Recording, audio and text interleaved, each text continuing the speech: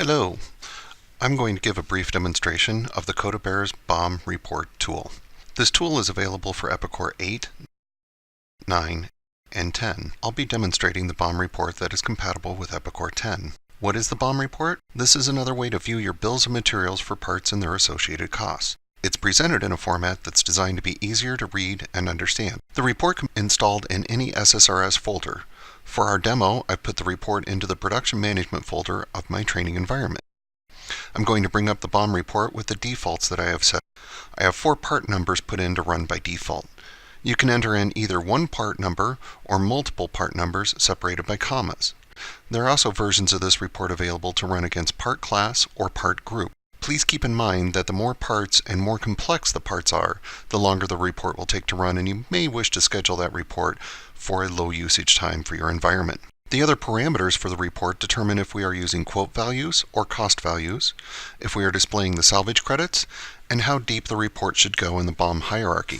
The default report shows the part number, revision, and the description. In the grid of results, we can see the operation sequence, an indicator if the part is a purchase part, the component part revisions and their descriptions, how much scrap is expected, the quantity per or standard hours used, the labor cost, the material cost, the burden cost, the material burden, and subcontracting costs. The last columns show you the total cost for the row and the material sequence. If there is labor associated with the main assembly, those costs are shown on the last rows. Notice that if a part has unapproved revisions, that is called out and the part has a red background.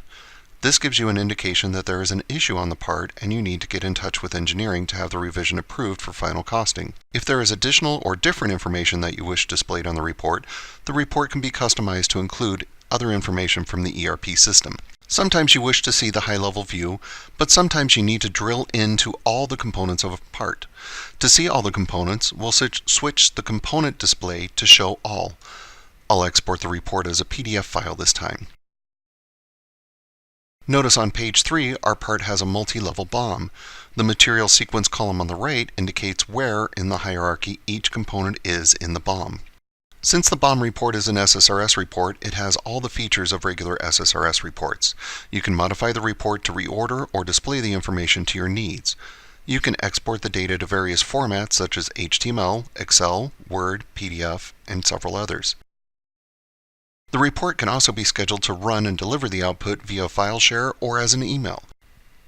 For example, if your company regularly reviews part XYZ every 6 months, you can set up a report subscription to run the report every 6 months for part XYZ, and you can have those results emailed as an Excel file to your cost accounting department for review. This way, nobody needs to remember to run the report. The report shows up in the user's inbox when it's supposed to. Thank you for taking the time to learn more about CodaBear's BOM Report tool.